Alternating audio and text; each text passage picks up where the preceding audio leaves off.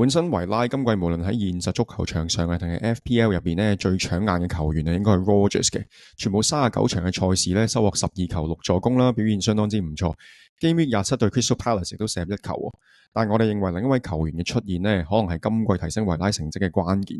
講緊嘅咧就係 Asensio， 暫時為維拉各項賽事出陣7場啊，表現亮麗啦。近場對車路士、對英冠嘅卡迪夫城同埋喺歐聯嘅布魯日咧，都盡顯把握力，總共入咗5球嘅。呢位前皇馬歐聯冠軍隊嘅成員啊，果然波底好啦，踢波上腳，有良好嘅足球視野，迅速取得球隊嘅10號位置啊！就算同 Rogers 一齊踢呢，阿申斯奧似乎比 Rogers 有更加多喺中間分波控制節奏啦，同埋後上射門嘅機會啊！喺對布魯日嘅賽事啊，更加喺 Watkins、Rogers 同埋迪拿曼斯喺陣中嘅時候呢，仍可以主射12碼嘅，而應該可以慢慢企穩正選嘅阿申斯奧呢 FPL 6秒頭嘅價格亦都唔算貴嘅，亦比 Watkins 同埋 Rashford 平。絕對係一個唔錯嘅 differential。隱憂咧係佢嘅傷患歷史啦，同埋如果 Game Week 29你唔諗住 free hit 嘅話咧，都未必係最好嘅時機買入維拉嘅球員啦。點都好啦，阿申斯奧嘅加盟啊，唔傷嘅話睇到佢一定可以提升到維拉喺歐聯同埋英超嘅表現嘅。